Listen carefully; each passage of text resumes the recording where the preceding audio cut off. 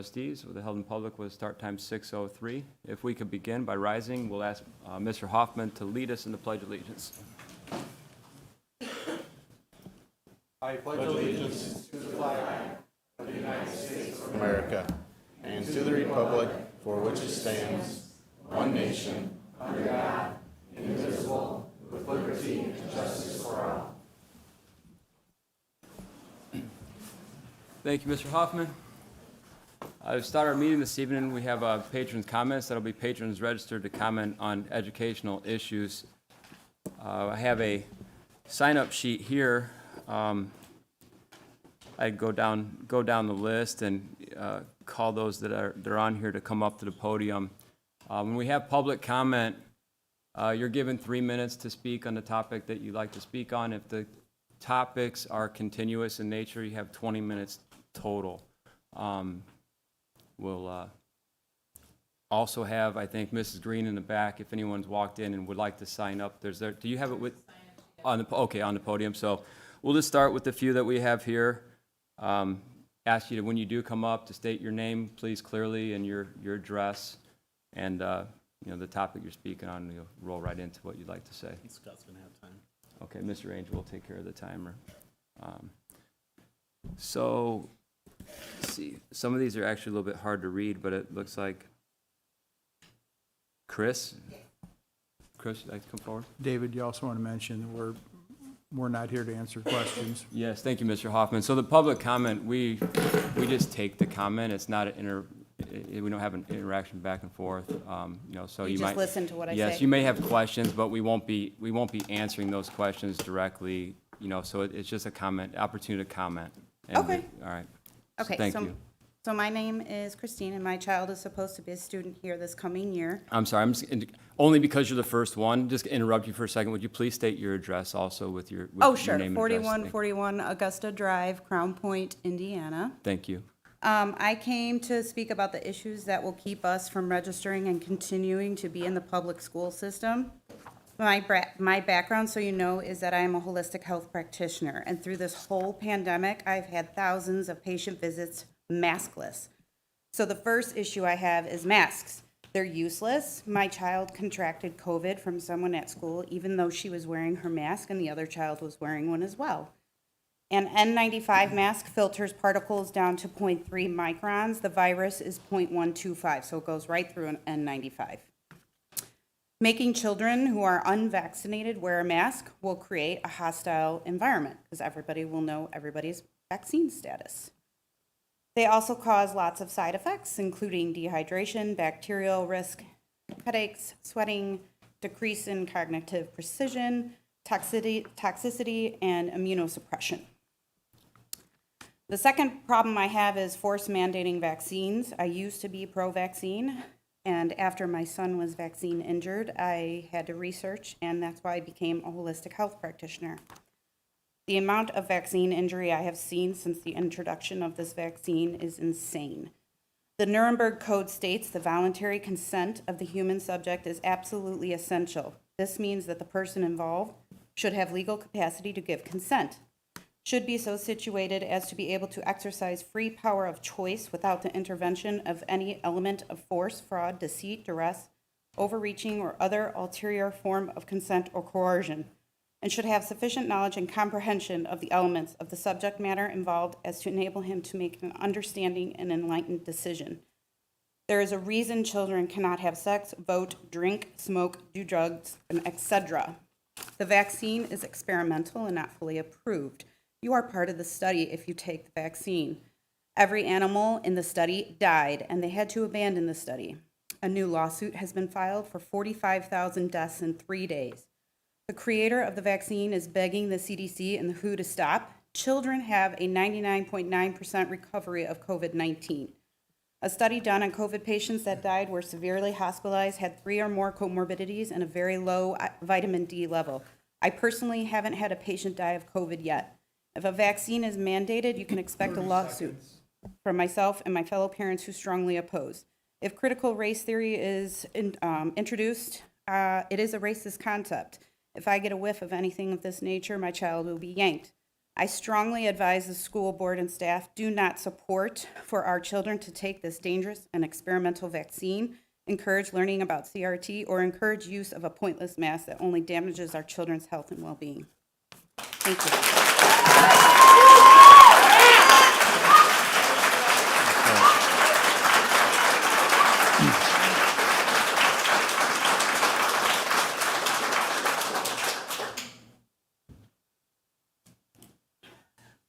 Looks like Jamie Bateman. Is it Jamie Bateman?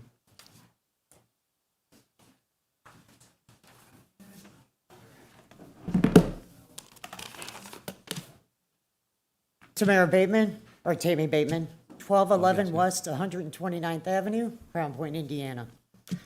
I have done some research on COVID-19. Report from the University of Louisville. Prong-load mask used 4 hours per day promotes facial alkalines and inadvertently encourages dehydration, which in turn can enhance barrier breakdown and bacterial infection rate, which include headache, yeast infection of the mouth, sweating, low blood oxygen, weakened immune system, and decreased degenerative disease. Also, obscuring nonverbal communication masks interfere with social learning in children. Vaccines. People are still testing positive after receiving the vaccine, have passed away, had reactions, etc. We are in stage 3 of clinical trials. That's why the FDA won't approve it. CRT and SEL. CRT should not be taught in schools. It is a racial divide and can be put in SEL without parents knowing. Under AG Rakita's Parents' Bill of Rights, I am requesting from Crown Point Community School Corporation all SEL material and curriculum. I am done. Thank you.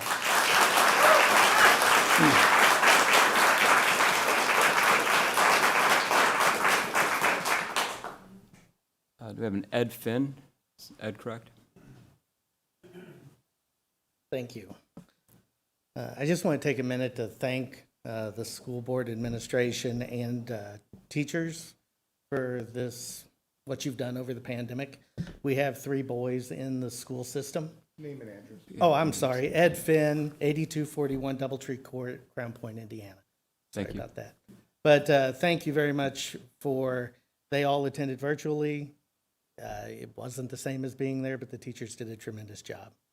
So what I want to talk about is the choice of creating a safe environment. We know that the vaccine is not available to children under 12.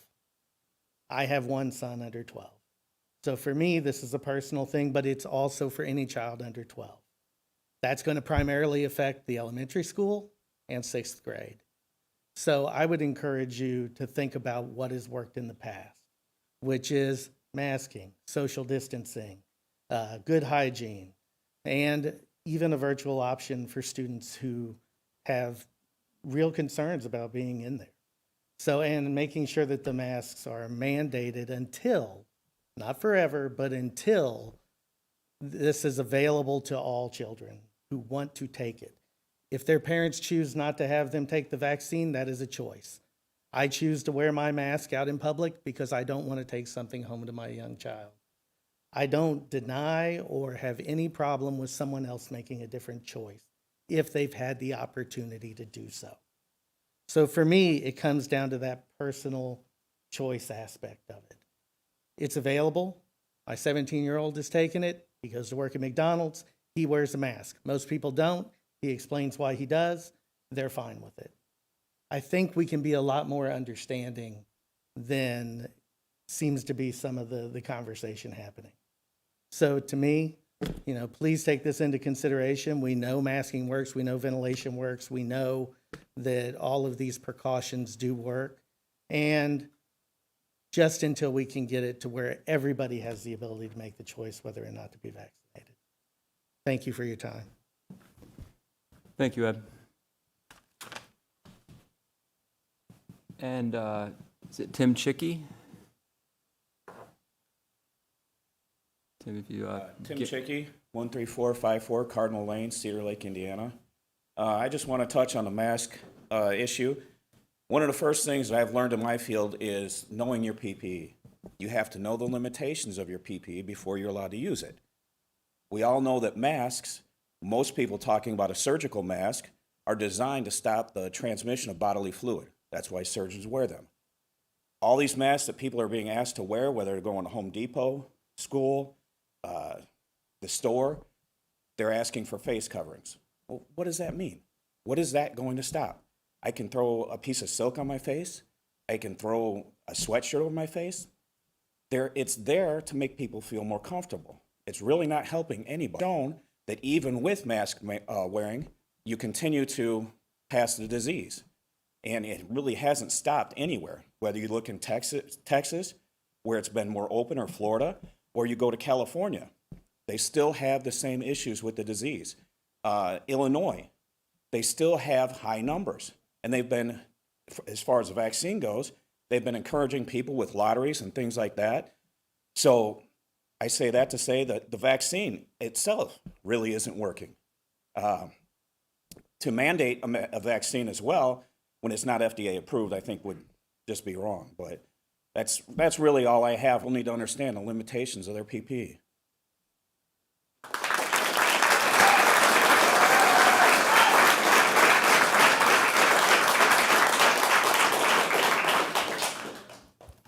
Is that Nick Santafano?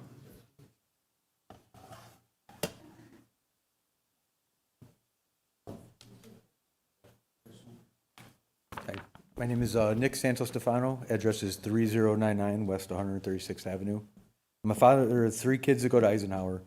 I'm asking that the board please consider making masks optional for everyone. We're talking about cloth face coverings here, just like the last gentleman said, not medical masks or N95s are better.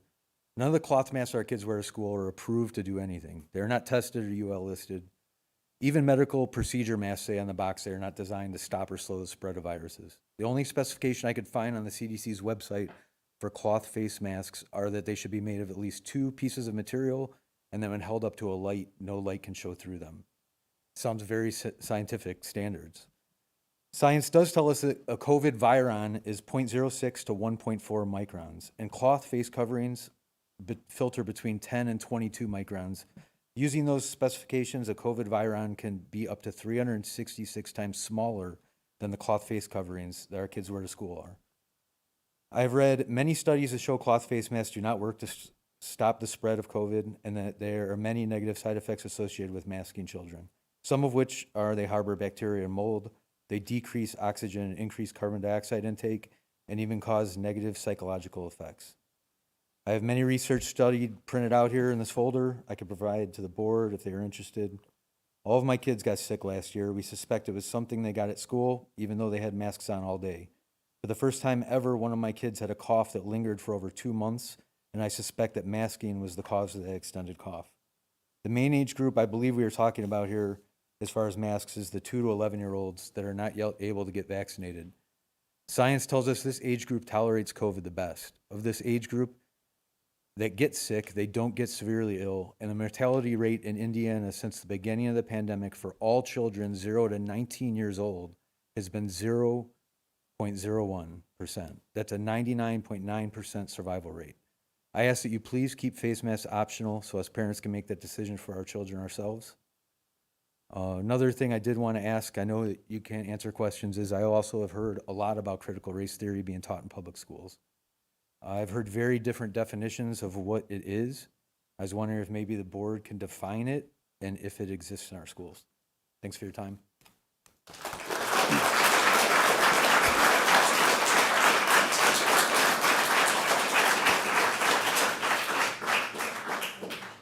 Is it Brent Holding? I'm not sure about the last name pronunciation.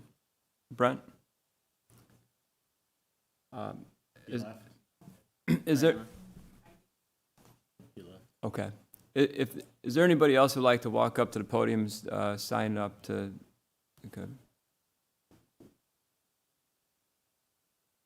Just please state your name and address.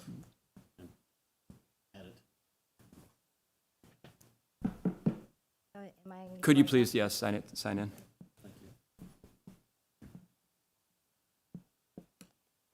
My name is Eunjin Choi. I'm living in Munster, Indiana. For 1411. Munster. Yes. Sorry, you'll need to be a Crown Point. Well, my daughter goes to Crown Point School. Because my daughter goes to Crown Point School where her father resides in, so that's why I'm here for as a mother. What was it? I would say yes. I have equal custody. I have joint equal custody, so I think I have a right to say so. Please go ahead. So I live in the 1411 Brookside Drive, number 1, Munster, Indiana. And I do not have equal access to RDS system, despite. Speak up. Okay. I do not have an equal access to RDS system to Crown Point, despite equal joint custody.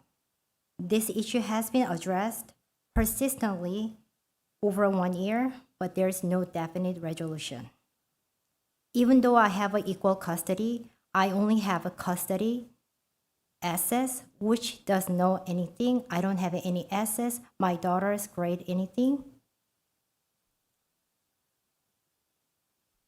I address also Crown Point School. We have parallel parenting. This means there's no communication between me and her father. I have no control. Father does not inform me the school information.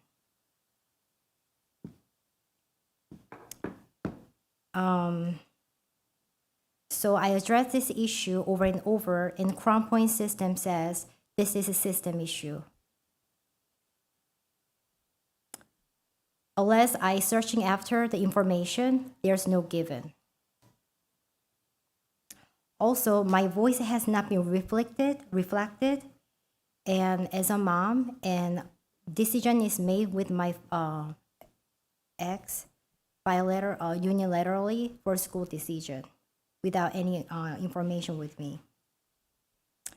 And I finally have a meeting with Caucasian advocate, which he used to be a principal here, and no issue resolved. Outcome appears to be a repercussion and punishment over my daughter because I continue to choose to advocate my daughter's being as a mother. Thank you. Thank you.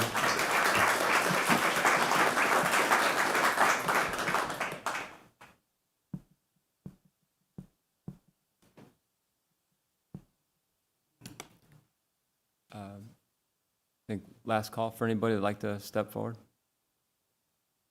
Please sign in the sheet and then state your name and address.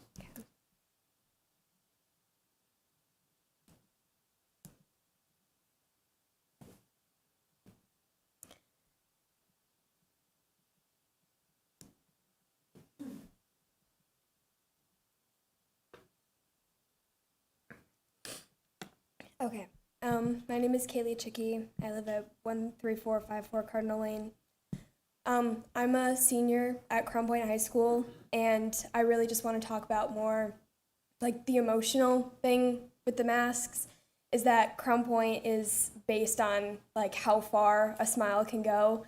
And when you see other people in the hallway and you want to smile at them and like, you know, if they're having a bad day or make them just feel better about themselves. I've had multiple experiences with like just struggling in the hallways and just how far a smile really can go. And with the masks, you just can't do that. And it's lowered a lot of positivity in the schools. And I've noticed in the entire junior year at my school, the positivity level just dropped from when I was a sophomore to a junior, and I can't do that again as a senior. And I know a lot of people that have said that they're going to be homeschooled if the masks continue, and that's really all I have to say. I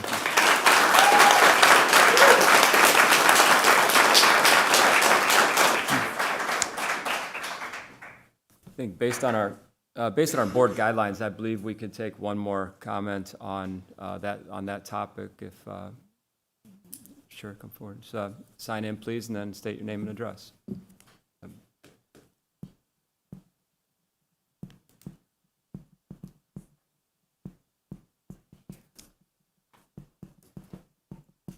Hi, my name is Sandy Sparling. I live at 13296 Taft Street. I have a son and a daughter. My son is entering 7th grade at Taft. My daughter will be 5th grade at Lake Street this year. First of all, Lake Street, amazing. We've had awesome experiences there. The mask thing is an issue for us, so much so that we are looking at transferring my son to Crown Point Christian this year, or possibly homeschooling. Last year was a rough start to middle school for him. Transferring from elementary to middle school, as hard as it is. One of the large issues that he had with masking, aside from everything stated that I already agree with most of these people, swearing was horrible last year. We are a faith-based family. We choose not to use that kind of language, and we don't believe it should be allowed to be used in the schools. However, when children are masked, nobody knows where that language is coming from. It is rampant in the hallways. It is discouraging. It is upsetting to a faith-based child. It should be upsetting to anybody that 11, 12, 13-year-olds are speaking that way. Not just, under their breath, shouting it in the hallways. F school, this effing school sucks. All these things are happening in the hallways. The teachers don't know who's saying it, so it's not being corrected. That's just a minor issue. The health aspect is the primary issue, but masking our children, there is going to be long-term effects of it, including emotional, physical, and spiritual damage.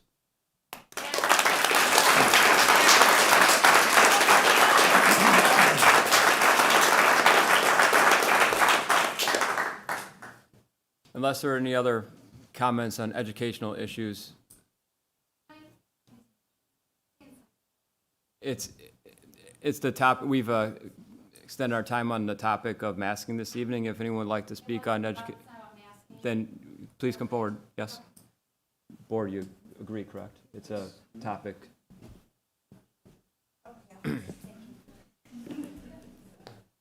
Simon? Yes, please. So we've closed the opportunity to speak on masks this evening, but if we have other topics to comment on, we could accept them, so Okay. go forward. Okay, so it's 11015 Elkhart Place in Crown Point. As of December, Misty Olson? Okay. And they're saying that they're taking away the testing for COVID. So now are we still my question is, are we gonna be doing testing and then sending kids home for 2 weeks? I know you can't answer that, but I feel like that needs to be addressed. It's very important. They are now saying in Forbes magazine just today that they are taking those PR or RT-PCR CV tests because now they cannot determine between the difference of the flu and then the COVID. So now that these tests are no longer going to be used, this is my problem with wanting to know if they're going to do any kind of virtual learning. If my kid doesn't want to take a test, can she be at home for 2 weeks? And then how does that, you can't answer questions. Basically, I need to know if there's a way that we can address it going forward for her not to miss school. She's got a 4.0. I don't want her. She was a virtual learner as well. Me and my husband are here because it's the first time we've actually been here. I'm shaking, very nervous, but this is very important to us, and we are looking for other options for schools. So thank you so much.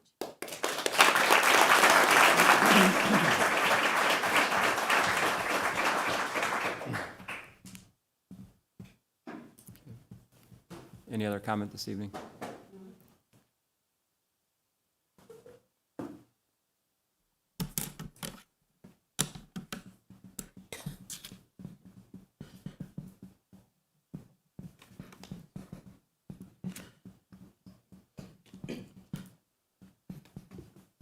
I'd like to pause comment for a moment. I'm reading our guidelines. I just want to stay true to what we have down for guidelines. So our guidelines state that we'll take 20 minutes of public comment. It's not specific to a topic. I'd like to make a motion that we extend that for 10 more minutes if necessary. Second. Second by Mr. Babcock. All in favor signify by saying aye. Aye. Aye. Opposed? That motion carries 5-0. We're gonna, if we were to continue, we're going to ask that, so we extended it for 10 more minutes. We're just going to hold true to that for the 10 minutes. So And anything that was repetitive, we could refrain from that, that's all. Yeah. Just trying. Okay, thank you. Good evening. I haven't been to one of these meetings yet. My name is Christopher Sparling. I am at 13296 Taft Street, Crown Point. I'm not exactly sure who to go with this, so I guess here we are. We are considering homeschooling my children, like my wife said, and this isn't about masks. I know we've gone away from that, even though I agree with everyone. We've been going to different sources within the middle school community for my son and daughter, trying to determine if they are eligible for extracurricular activities or classes at the public schools, such as band and sports and other things that we've heard that other states do. For example, if we were to homeschool our children, I've been in band, my whole family's been band, Michigan State and everything else played. We'd like to find a way or get some information, whoever that might be from, to allow our son and daughter, 10 and 12, to be able to participate in band as homeschoolers. If we do decide to go that route, I've served my community in law enforcement for over 20 years. I'm a taxpayer. I've had over sometimes 4 or 5 jobs at a time. I pay my taxes. I'd like that opportunity for my children. We raise them right, respect their country, their town, even though we disagree with a lot of the politics happening right now. So if someone could please help me address that, because we've heard other states and other schools have allowed that to happen for their kids. So they can continue to learn in other ways, other than, musically. I think there's no need to argue what that can do for a child and how they're raised and their cognitive skills and abilities and what have you. I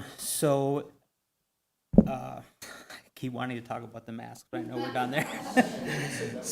Yeah, So I just, and there's so much divisiveness regarding all the mask thing, and I'm not gonna go down any kind of roads or studies or anything, but I personally, would be okay with the option to wear one. I think it is harmful to children. I think it is wrong. However, if someone wants their kids to wear masks, fine.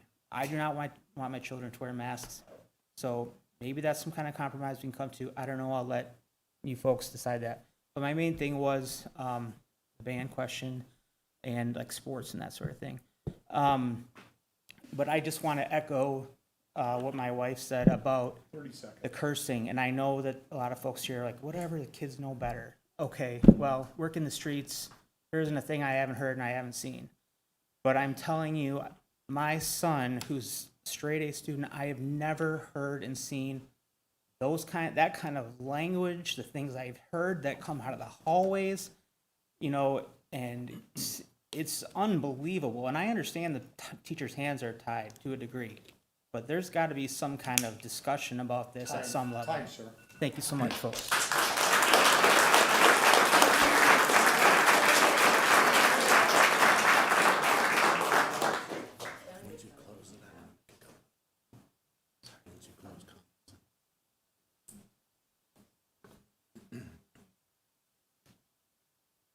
William Pierce, 13830 Wake Court, Crown Point. We could spend days talking about masks and treatment of COVID. I do this every day. We need experts to tell us what our program should be. There's some humorous things. If you want to protect your backyard from mosquitoes, put up a chain link fence. That's what masks are worth. And I've worn a mask for about 55 years. I wear a mask now when I need to. I go in the hospital every day. We wear a mask. We are protected. We protect the people around us.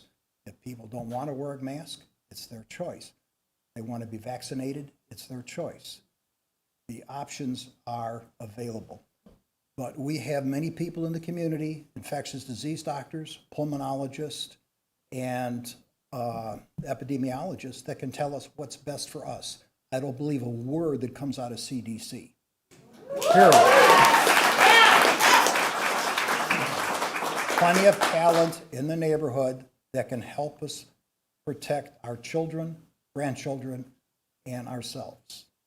So consider that, please. Thank you.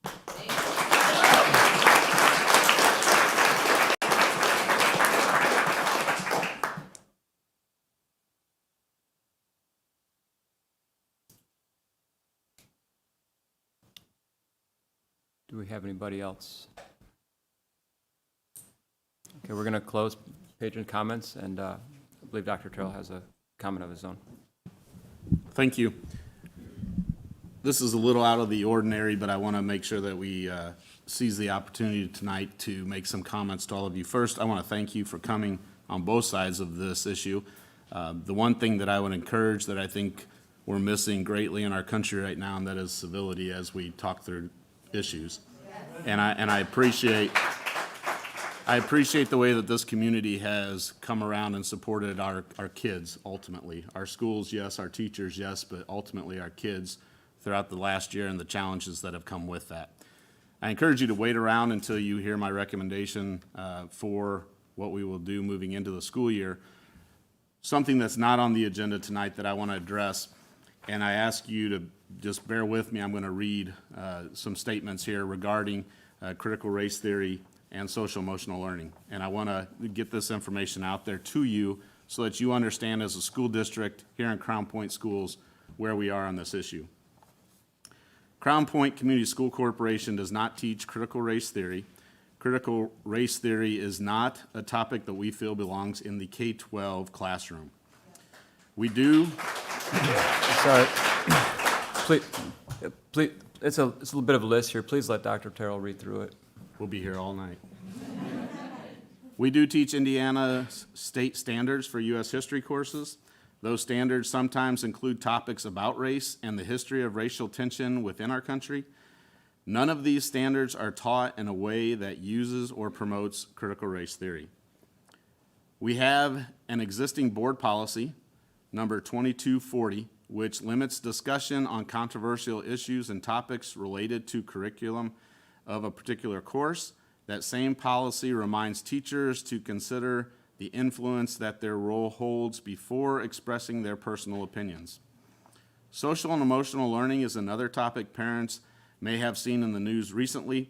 Social emotional learning, or SEL, is required by the state of Indiana, but it's important to know that Crown Point Community School Corporation does not use SEL for teaching what some people might call social justice topics.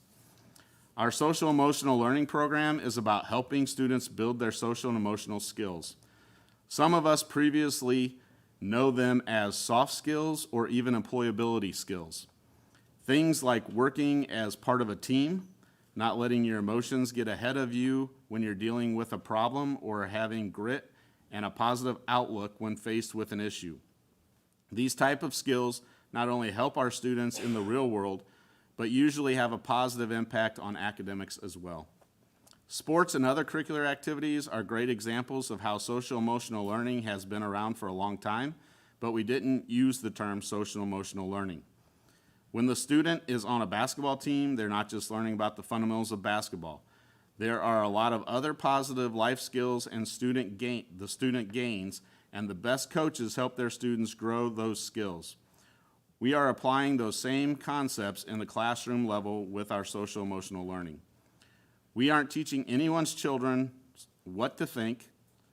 We feel confident that there are no hidden agendas in our social emotional learning. Anytime a parent wants to discuss or examine social emotional learning, teaching, and materials, we welcome that conversation.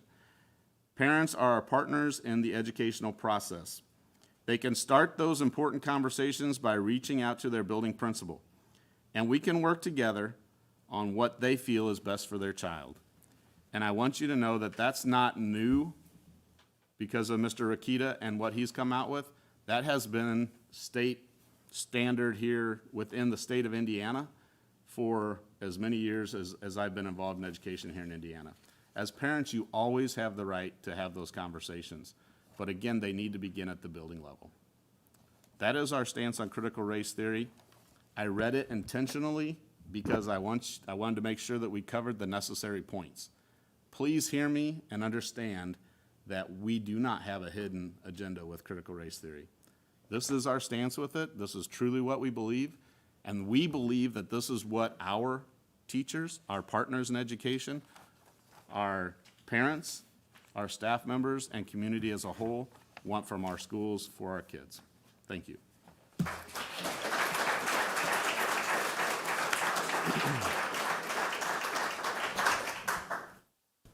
Thank you for addressing the topic for us, Dr. Terrell.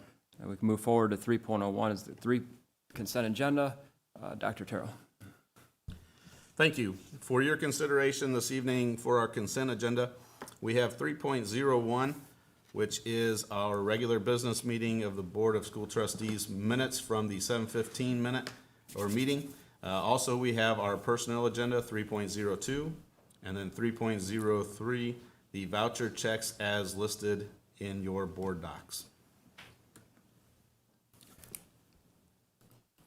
Thank you, Dr. Artero. You've heard the recommendation, or I'm sorry, you've heard the consent agenda as presented. Do we have a motion to approve? So moved. Second? Moved by Mr. Angel and second by Mr. Hoffman. Any questions or comments on the agenda? If not, all those in favor signify by saying aye. Aye. Opposed? Motion carries 5-0. And we go to item 4, action items. We have 4.01, the back-to-school plan for the 21-22 school year. Dr. Terrell. Thank you. It is my recommendation that the 21-22 school year start like a normal school year. As we begin the school year, we will follow these COVID protocols. Please note, these policies and procedures may be changed if we have an increase in positive COVID cases in our schools or are given new mandates by a government organization. Masks are optional in Crown Point Community School Corporation facilities with the exception of buses. If your child rides the bus, they will have to wear a mask, have a mask with them and wear it each and every day. And again, this is a federal mandate. Please screen daily for COVID symptoms. Anyone who is sick, student or staff, must stay home. Any student or employee who tests positive for COVID-19 must complete a minimum 14-day quarantine and may not return to school until symptom-free. If a student in your child's class or who rides your child's bus tests positive for COVID-19, you will receive a call from the school so that you can continue to monitor their symptoms. Cleaning and sanitizing will continue in our buildings and on our buses. Hand sanitizer will be available in all classrooms and common areas. Good hygiene, like frequent hand washing, is important. Crown Point Community School Corporation will not require the proof of vaccination for any student or staff members. We welcome visitors and volunteers back into our buildings, but visits must be scheduled in advance. Field trips may also return to normal. We will continue to monitor multiple daily points and recommendations as they are made from our local and state health organizations. As we make the adjustments as needed, and we will make the adjustments as needed throughout the school year. Finally, to allow the school corporation to be responsive to fast-changing developments, the board authorizes the superintendent to implement changes to the plan. Should changes need to be made in responding to new information regarding COVID-19 in our country, state, and community in the superintendent's best judgment. That is my recommendation for our beginning of the school year plan. Thank you, Dr. Earl. You've heard the recommendation as presented to approve the 2021-22 back-to-school plan as presented. Do we have a motion to approve? So moved. Second? Moved by Mr. Smith and second by Mr. Hoffman. How about any questions or comments? I believe everyone, well, maybe not everybody, but I'll just ask online. Mr. Smith, do you have anything to comment on this evening? Yeah, I just want to say thank you to all you who came out today. I like Dr. Terrell said, the civility was great. So I felt like our community has always set an example, even through the difficult times last year. So one thing I would say is that these are always difficult circumstances that you can't accommodate everyone. But the data points seem to suggest that the schools should be open and no mask. And so I feel like we've always done the best job we can as a board, as an administration, based upon the circumstances that we had to deal with. And we'll continue to do that and put the children first. And so I am in full support of this plan moving forward and understand that, you know, factors and circumstances could change. And so, but as long as we can continue to move forward safely, and we should continue to move forward. So I'm in support. Thank you. Thank you, Mr. Smith. Mr. Babchick, anything this evening? I support the plan as proposed by the superintendent also. I do want to make sure that we're clear on a couple of these points. The phone call that somebody might receive about a positive, either on a bus or in a classroom, is just a phone call for informational purposes, is my understanding? That is correct. At this time, we do not plan on starting with the full-blown contact tracing requiring you to quarantine your kids. Okay.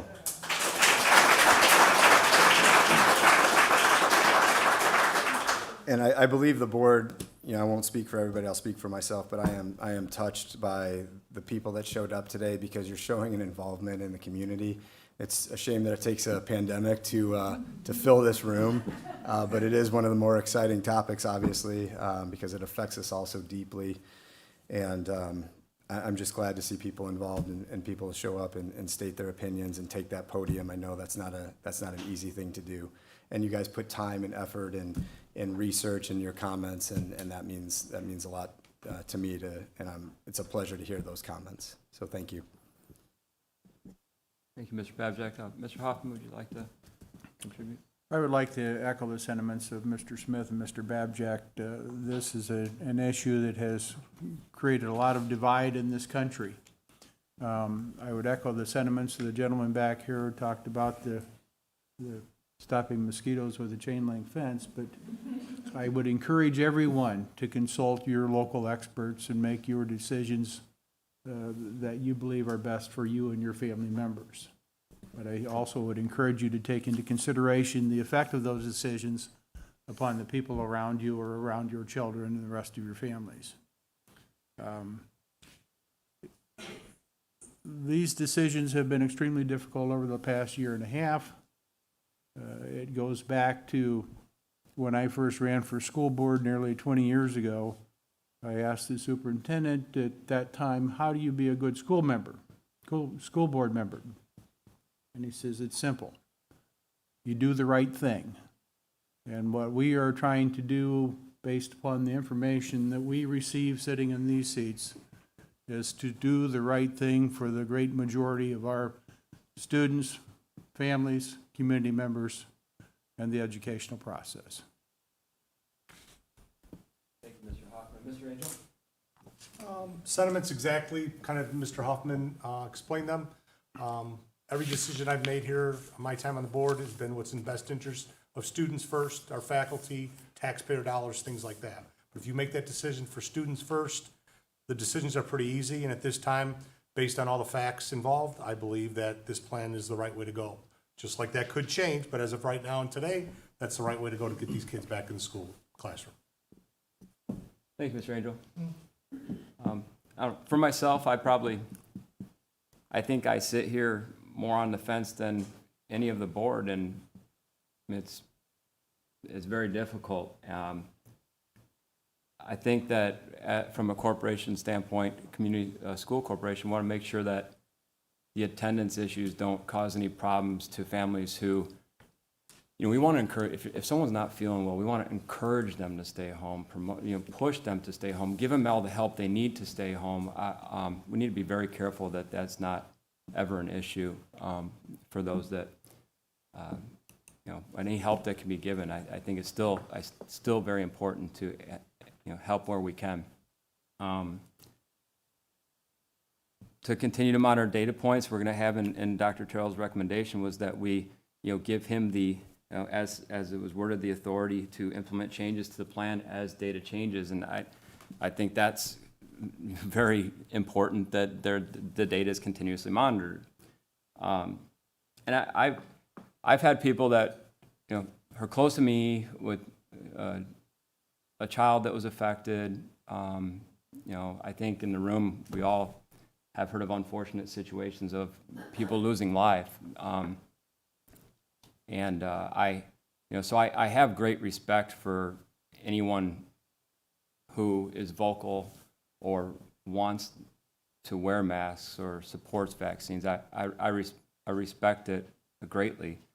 Going back to being a school board member now for 8 years, as Mr. Hoffman said, I think you start off down this road of, you believe in what's right for your family and your child, but then there's a whole other large population of children that we try to think about as well. It's not always what's best for us, but we're trying to make, for our individual family, but we want to make these decisions what's best for the entire school corporation. And as I said, I was probably on the fence a little bit, but ultimately I'd want my children to be in the school without masks on, and as hard of a decision as it is for me, and it's difficult to say that. I understand it's not necessarily a popular thought, but ultimately it's I was told before this, well, what about your kids? And there's a good chance my kids will go to mask at some point in time during the year. If we feel like, we're watching, that's what the idea of choice is all about. And, so a little bit of rambling there, but I think it's some thoughts that wanted to be shared. And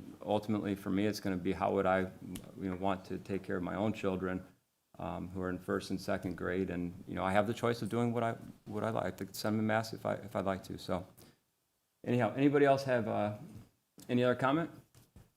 If not, you've heard the recommendation to approve this 2021-22 back-to-school plan as presented. All those in favor signify by saying aye. Aye. Opposed? That motion carries 5-0. Item 4.02 this evening is the approval to apply for and receive grant funds from the Crown Point Community Foundation for the Winfield Elementary STEAM Club and Robotics Team.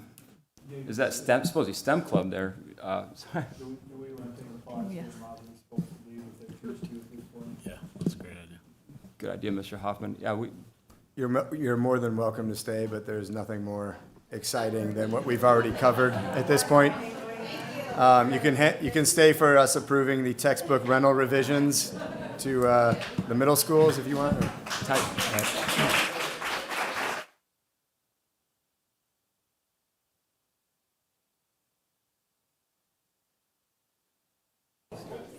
That'd be good to ask, though, and give her the chance to explain what it is.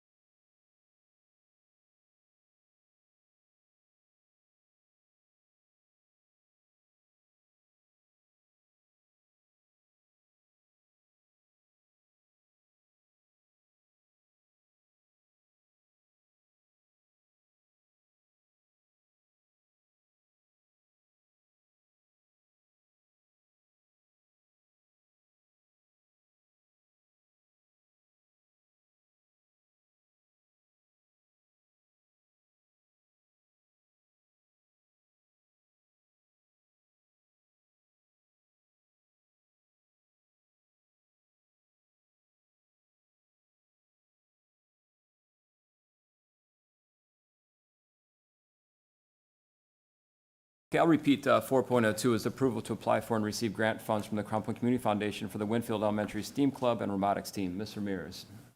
Thank you, Mr. President and school board members. Administration is seeking to apply for and receive funding in the amount of $1,000 from the Crown Point Community Foundation for the Winfield Elementary School Science, Technology, Engineering, Art, and Mathematics Club and Robotics Team. We have a kindergarten teacher who would like to apply and introduce and integrate developmentally appropriate STEM education and STEAM, specifically coding and robotics, into our K-2 student body. Mr. Ramirez, would you explain the difference between STEM and STEAM? Sure.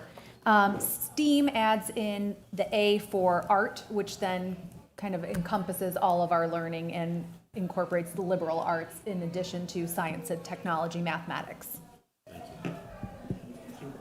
STEAM, if it's not too hot, helps stems grow. That is a valid point. Yes. Okay, you've heard the recommendation from Mr. Ramirez to approve to apply for and receive funding in an amount of $1,000 from the Crown Point Community Foundation for the Winfield Elementary School Science, Technology, Engineering, Art, and Mathematics Club and Robotics Team. Do we have a motion to approve? So moved. Second. That's moved by Mr. Hoffman, second by Mr. Smith. Any questions or comments for Mr. Ramirez? Not. All those in favor signify by saying aye. Aye. Opposed? Motion carries 5-0. And we have 4.03 is permission to apply for and receive grant funds from the Crown Point Community Foundation for Birth to School programming. Mr. Ramirez. Thank you, Mr. President. As you shared, we have another request from the Crown Point Community Foundation for us to be able to apply for and receive grant funds from the foundation for our Birth to School program. We would like to apply for and, depending on the Crown Point Community Foundation's review, receive funding in the amount of $7,300 to expand the Birth to School programming, focusing on kindergarten readiness. Sorry.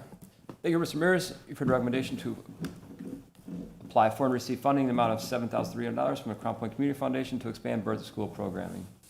Do we have a motion to approve? So moved. Second. Moved by Mr. Angel and second by Mr. Babjack. Any questions or comments from Mr. Mears?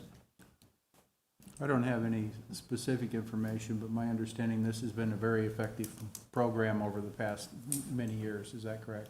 Yes, we have seen this program grow. Most recently, we applied for a Crown Point Community Foundation grant in 2020, and that allowed us to expand our kindergarten readiness programming to begin in September as opposed to February, and that expanded into all of our schools offering kindergarten.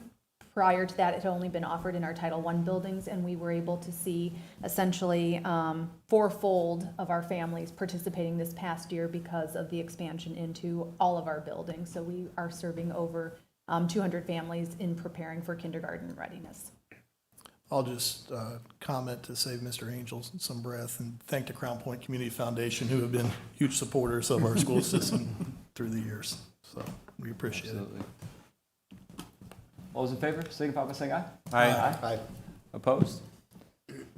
Motion carries 5-0. And 4.04 is the student handbook revisions and additions. We have Mr. Gianfermi.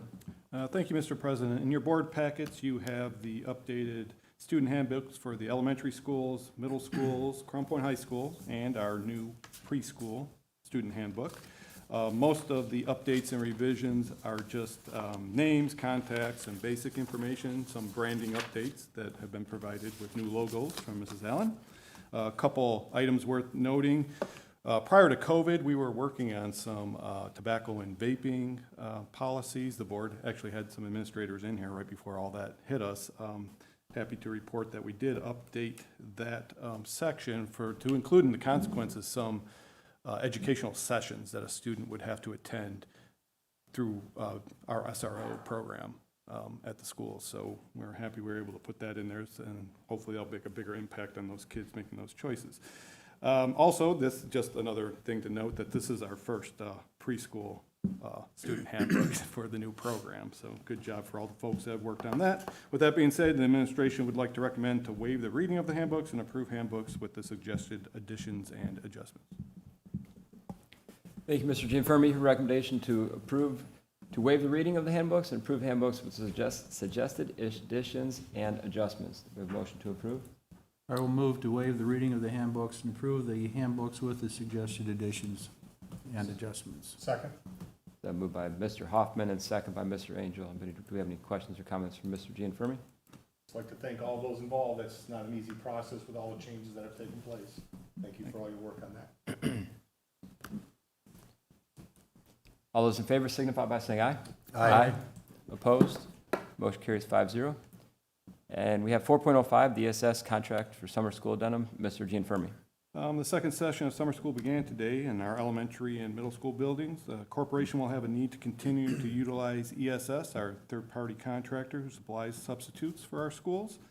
Substitutes utilized for summer school will be paid the same rates earned during the 2021 school year. So the administration would like to recommend the approval of the ESS 2021 summer school addendum, which is attached to your board packet.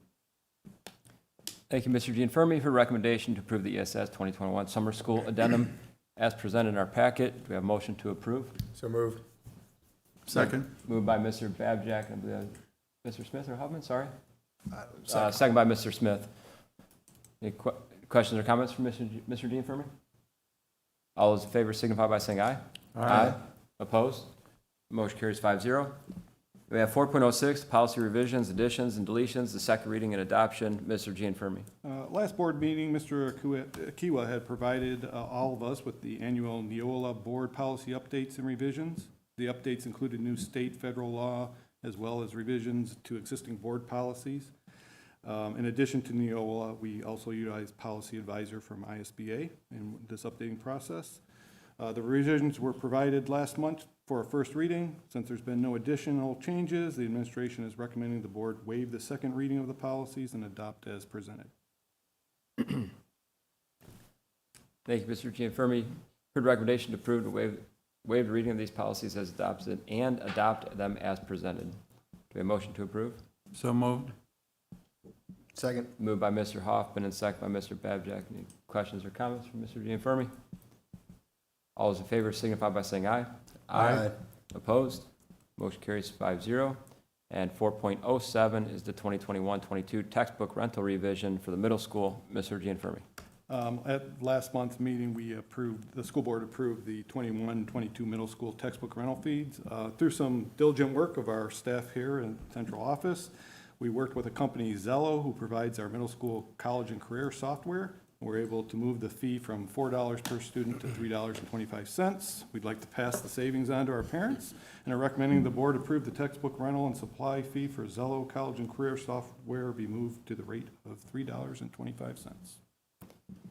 Thank you, Mr. Gianfermi. You've heard the recommendation to approve the 2021-22 middle school textbook rental and supply fee Zello College and Care Readiness Software to $3.25. Do we have a motion to approve? So moved. Moved by Mr. Angel. Second. Second by Mr. Hoffman. Any questions or comments? All those in favor signify by saying aye. Aye. Opposed? Motion carries 5-0. And 4.08, award of bus bids. Mr. Reese. Thank you, Mr. President, members of the board. The Transportation Department received bids for 5 new buses and 5 trade-ins to not enhance the staff, but just to replace those buses that are old and aging. This is in accordance with the bus replacement plan for the 2021 budget. It was done to the CIESC Cooperative Purchasing Program that we've been a part of for quite a while. And happy to report that we'd like to recommend the awarding of the bus bid to Curlin Bus Sales for a total net cost of $570,728.30. Thank you, Mr. Reese. You've heard the recommendation to approve the award of the bus bid to the lowest overall bidder. That was Curlin Bus Sales for the net cost of $570,728.30. Do we have a motion to approve? So moved. Second. Moved by Mr. Hoffman and second by Mr. Smith. Any questions or comments from Mr. Reese? Welcome back to Mr. Reese. Thank you. Yep. Welcome back. Any other comments?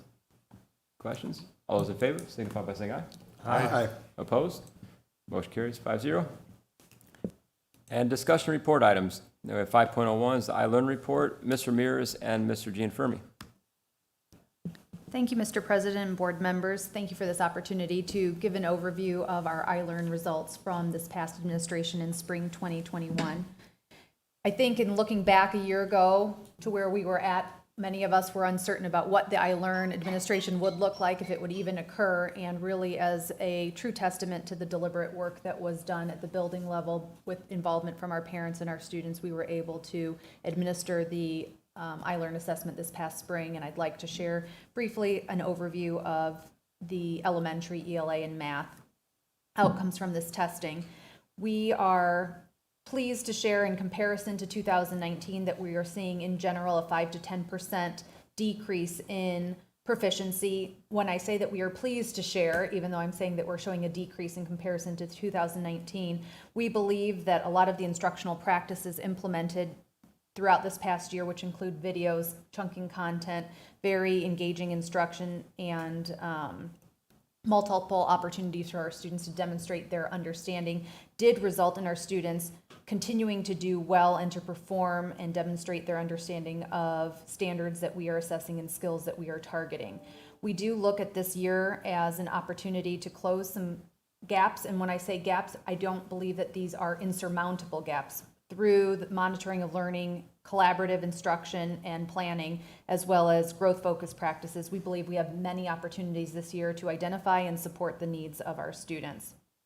In looking at our data, again, we do believe that our teachers and our students continued throughout the challenging year of COVID to really pursue rigorous academics and to provide instruction and intervention as needed. So the overview, again, does show the 5 to 10% decrease, but we view this as a positive for us as we move into this school year to continue to very intentionally meet the needs of our students.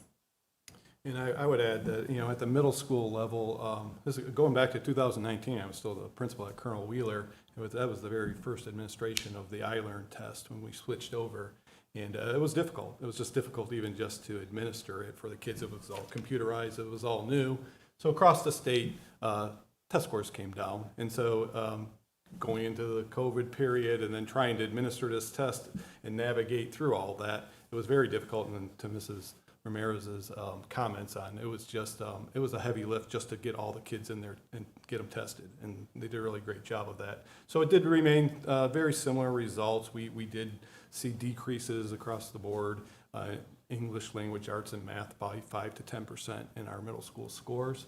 One of the things I think we were already had some momentum in working on that because we weren't satisfied back in 2019 what our scores were at. So we had adopted more than just one. We adopted a new curriculum in science and a new curriculum in math that was all being implemented throughout the course of last year. And what was really positive is this summer, our teachers at the middle school level have had a chance to sit down and build that curriculum and work together to hopefully implement it at its fullest capacity when we move into the next school year. So as Mrs. Ramirez said, I think there's still a lot of positive momentum, a lot of things that we have learned that hopefully we will help to close up these gaps.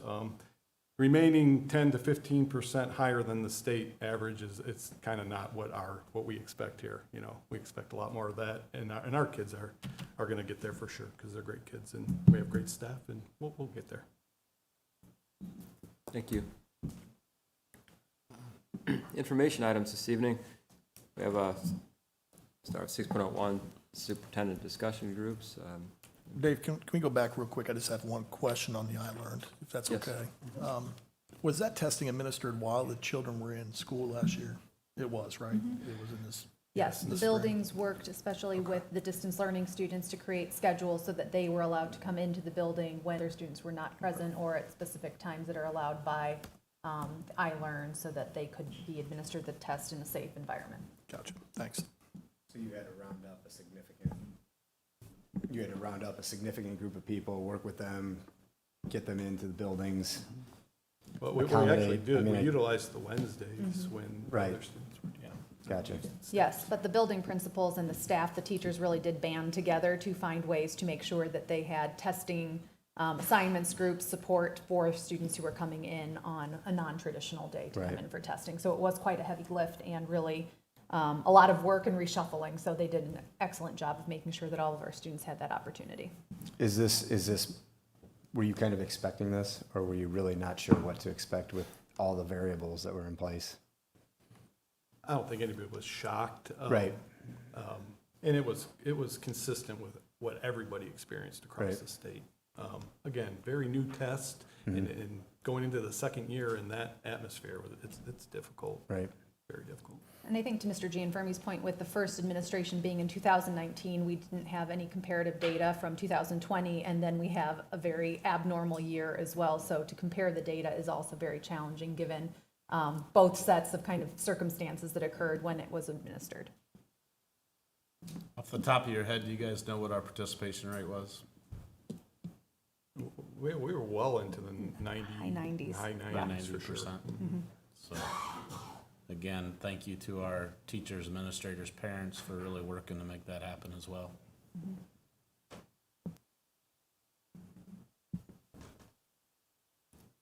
Okay, any other questions? Thank you. Superintendent discussion groups. Mr. Smith, anything to report out of Cedar Lake? Nothing from Cedar Lake. How about anything, Mr. Hoffman, would you like I to? have nothing new to report. Let's move forward to 6.02, Director of Elementary Education. Mr. Ramirez.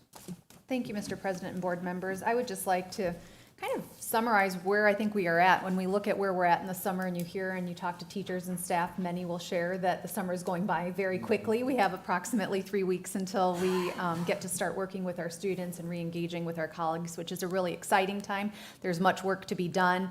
And I think that both on the professional development side for our teachers, as well as then on the side of welcoming back our families and helping our students transition back into school, whether that's through summer learning, open house, kickoffs that may be happening in different buildings, it really is an exciting time and is a true reflection of our staff and our teachers and really their desire to make relationships with students and to kick the year off on a positive note. So there are many wheels in motion right now and things are just gearing up for a great school year. So it's an exciting time and a very busy one. Thank you, Ms. Ramirez. 6.04? No, I'm skipped. And 6.03, Director of Secondary Education, Mr. Gianfermi. I mean, for secondary education, this is about as quiet as it gets. I mean, we do have the middle school starting a second session of summer school, but the high school is looking forward to that last week in July when they can actually say, hey, something's going to stop here a little bit. But I just want to mention that we did complete an administrative retreat over the course of last week, and it was really just an exciting time to get together with our new administrators, our seasoned, experienced administrators, and just to see us all kind of coming together, and this crowd would have been happy to see that, looking forward to some kind of normalcy for our school year and planning that way. It wasn't all about, where we're going to put up a plastic shield or, what are we going to do with stickers to stay apart. It was more about talking about instruction and learning and team building. And so it was an exciting time, and we're just looking forward to the upcoming school year, and it's coming quick. So. Thank you. Director of Exceptional Education, Ms. Paskus. Good evening, President Warney and board members. The Exceptional Ed Department has staffed about 18 positions this summer with some of our additional positions we've added along with the Bulldog Buddies preschool program. Lots of interviewing and hiring, which is a great feeling. Last week, as a result of the retreat, and I won't steal any of Dr. Terrell's thunder, we had the opportunity to have all of our building administrators under one roof. So we were able to provide them some training with procedures for special education evaluations and referrals and what that process is supposed to look like, as well as their role in the case conference setting as the public agency rep. So there's a lot of particulars with special education law that they need to follow during those conferences. Thank you, Ms. Paskus. Just have a question. Ms. Paskus, it's been about 15 months, 16 months since the special ed audit. Where would you say we are with those items on that list? You want me to give it a grade? How do you No, I'm not asking for a grade. I think that was asked before. I threw that person off, and I don't think that they have more degrees than I'll ever think I could ever have. And that person literally got stunned by that question, so no. But where are we at with it for the majority of the issues? We're doing wonderful. I Okay. think the positions we've added, the support work available for teachers like never before. Inclusion work we're rolling out next week, Inclusion Institute. I think we're leaps and bounds where we were. Okay, great. And once again, the board is here to help if there's anything that needs to be done to finish the review of that. So we thank you for your efforts and moving forward with that. Thank you. Director of Communications. Ms. Allen. I know. I almost brought my name tag with me, but I thought that might seem a little too We would like to see sassy. that. So I left it. Diana, could you hold up Brooks' name tag? Yeah, she's official now. It does exist. Registration opens Wednesday through Friday this week, depending on a student's last name, and parents will notice a few extra steps, unfortunately. I apologize. However, we are required as a school district to make sure we inform parents of certain rights at the beginning of every school year. Before, we just posted those documents on our website. They were there, and a parent had to go search for them. We have changed that now, and they are part of the annual registration process. Just not really doing our due diligence before to make sure parents received those. So there's 7 or 8 of them, just some information, and parents will click to acknowledge that they received the information. Nobody will probably need a name tag when they find out you're responsible for the newsletter that went out, because Yes. based on me being around town, it's been nothing but a hit. And so we greatly appreciate your efforts with that and helping out the rest of them get the information across. Because I've heard nothing but compliments about that newsletter. The items that were picked to be highlighted, where's the calendar, registration ideas? I mean, things that you would normally have to pick through an archaic website that you've also done a great job of. The feed, it's been pretty good news. Yep, several positive comments, people that have mentioned it. So, thank you. Yep. Business Department, Mr. Reese. Thank you, Mr. President. I want to thank Dr. Terrell and the board for having the confidence to allow me to give this a go again. I think the administration team that we've worked with, just for me, 2 days and a couple hours has been really rewarding. to get back in the swing of things here in the Crown Point Community Schools. And the business office staff has been super in working with the new arrangement, and I couldn't be more excited. I think everybody's really excited about what we're going to do here in the next few years. So I want to thank you all for that confidence in me. Thank you. Glad to have you back. I second that. And Superintendent of Schools, Dr. Terrell. So there's a few things that I'd like to just bring to your attention in public. I know that I've already shared with you as well before.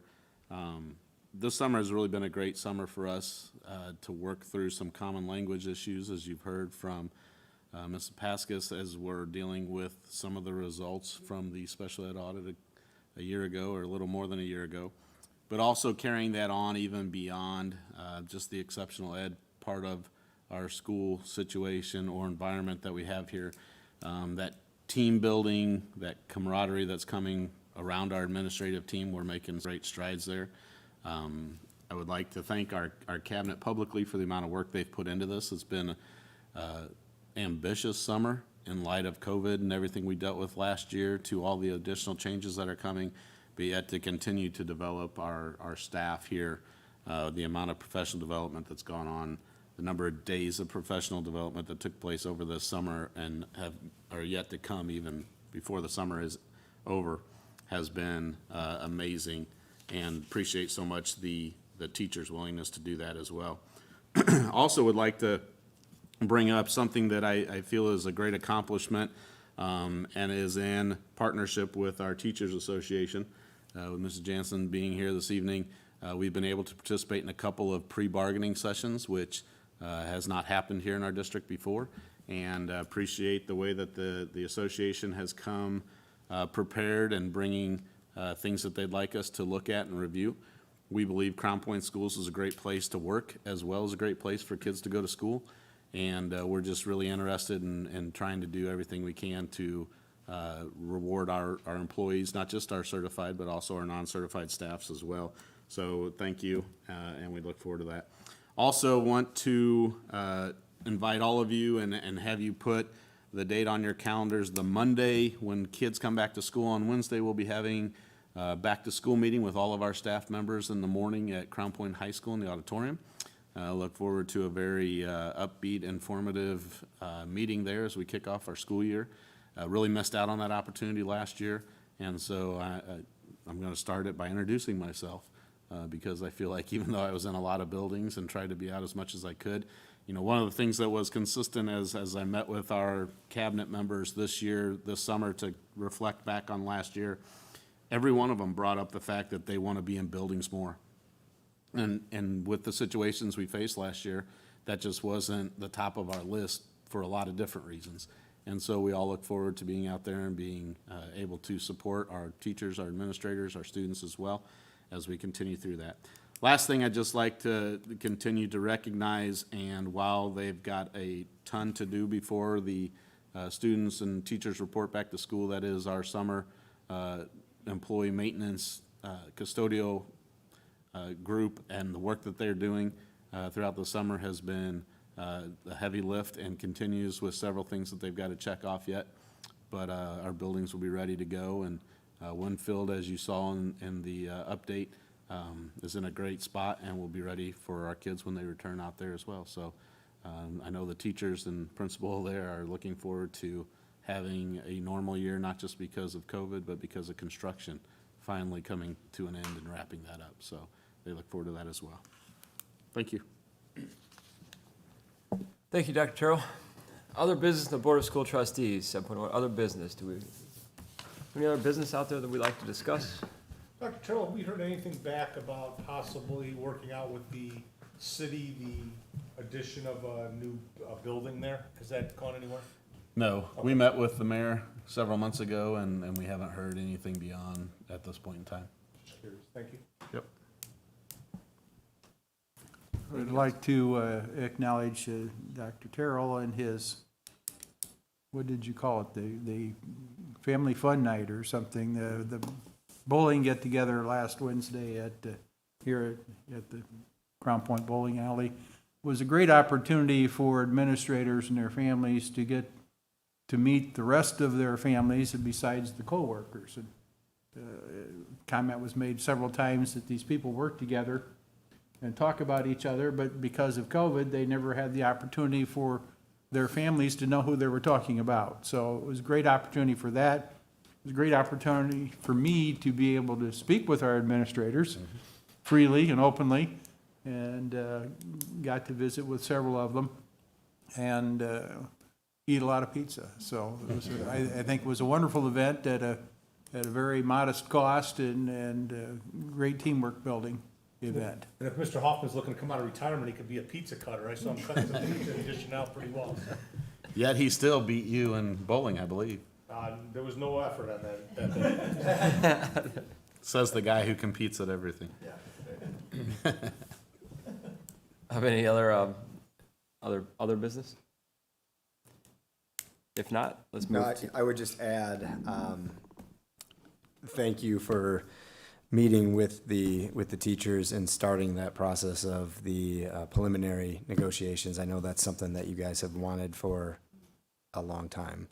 And so I'm very, very grateful to hear that that finally happened, and hopefully that makes the process and sets some, tone, eases some minds, relieves some stress, all that good stuff. So thank you for setting that up. Anyone else? Move to adjourn. Let's go to, how about board statements of appreciation and You recognition? skipped over that one. Yeah, one more.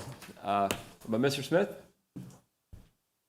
I don't have any statements of appreciation. I do have a comment. I just want to say that, this year is a very exciting year from a board member's perspective, from the administration perspective, teachers, just as it's the first year that we've had Dr. Terrell and some of the policies he's putting in, the changes he's made where we have some normalcy to it. And although we've been, the glamorous conversations have been COVID, mask, red, yellow, green, schooling, things like that. I think the general public needs to know that the train has never stopped, and it's continued to roll. And there's been a lot done that I think we're going to reap the benefits from this year as a corporation. And so that excites me. I'm excited to see what that looks like and where we're at the end of the year. And I'm excited to see where the test scores for ILEARN are next year, and just to see the progress and the improvements that have been made. So I think the expectation in the bar is high across the board, but that's extremely exciting to me to get back to school function and some normalcy. So I want to commend all those people that poured into those behind the scenes. Not only were they dealing with the interruptions of COVID, but they were working their jobs, and then also having the foresight to implement all the changes the board was doing and recommending, and the administration was recommending, and I think everybody's adjusted well and done a great job. So I think this could be one of the best years we've had in a very long time, and that gets me very excited. So just want to thanks to everybody that's worked so tirelessly to do that. Thank you. Thank you, Mr. Smith. Mr. Babjack? Yeah, boy, there's so much to look forward to. I can't wait to watch the dirt start to fly at all the different schools with the improvements that we have planned as far as classrooms and new schools and playgrounds, and all the stuff that's going to happen in the next couple of years is going to be amazing. And then I just want to say again, there are a couple people that stayed around for the rest of the meeting, but that was a good thing that we had that many people here today to show up and speak their mind, and that's not an easy thing to do. And I'm glad to see our community involved, with this process, helping us we're all in it together. And so they showed that tonight in a very peaceful and, effective manner. I think we've all seen the highlights of some of these meetings not going so well. And I never would expect that in Crown Point, and it was demonstrated tonight. So that's all I have. Thank you. Mr. Hoffman? I have nothing further. Mr. Angel? Just went out to the Crown Point football moms. They have a watermelon night where they provide fruit and other things to the players after practice. And some hot practices. They provided a snack meal for the bus trip to Northwood for their scrimmage last Thursday. So one of those underlying clubs behind the scenes that helps our football players when you're dealing now with, from what I hear, over 120 players total, but like somewhere near over 100 just on the varsity level from 10 through 12. So just thank you to Moms Club for what they do for our players and help with the coaching staff. So that's one less thing they have to worry about as we make the transition with a new head coach. Thank you, Mr. Angel. For myself, not so much. I know there are good things taking place that I don't have on the tip of my tongue to recognize, but to take a step back for the other business of the board, I did want to go back to that. We've heard a couple comments while up here in the last few months about the name of Taft, and I'd just like to ask our administrators or maybe Dr. Terrell to consider whether or not, at what point in time that might be a discussion that for the name. I'm just speaking on just the hearsay. I don't know if why is it still going to be the same name? Is it going to be the same name? It's just something interesting that we've mentioned before that I think we would want to discuss. Also, fall conference is coming up. I'm not sure if the board members saw the email. I think we would encourage each other to try to get down there if we can. So just want to throw that out there. I know I've waited till the last minute a few times to set up hotel arrangements. That's not a good idea. I didn't check the schedule to see if the Colts are playing, but They're at Baltimore on Monday night, so they're not in town. So Okay, we usually all right. I already looked after I saw the email from Diane. Yeah. Because, yes, so you got to jump on that quick. Right. So I've been we'll the be out of town, so I've it'll been be a the, little bit easier. waiting way too long. But I don't have anything else. I just want to actually show some appreciation towards fellow board members when things come up and we have our potentially maybe a one-on-one conversation or a breakfast that we get together with one another and kick around thoughts and ideas and can be honest with each other in how we feel about different things. I think we have a nice understanding and relationship with each other, and it's appreciated. So thank you to you guys. Anything else? If not, we're looking for a motion to adjourn. So move. Second. Moved by Mr. Angel and second by Mr. Hoffman. All in favor signify by saying aye. Aye. Opposed? No documents, right? 'Cause